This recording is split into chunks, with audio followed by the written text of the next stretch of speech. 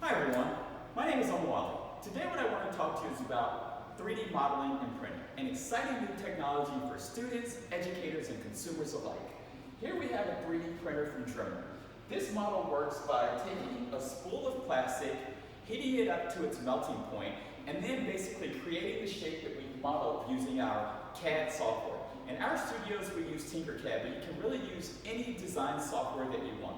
The idea is that you're creating a file with XYZ coordinates that tells the printer where to drop plastic and where not to drop plastic.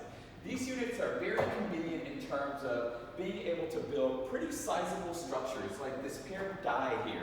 We made this in our 3D printer, and these things are lightweight, they're durable, and it's really cool for students to be able to see their ideas come to life using 3D modeling and printing.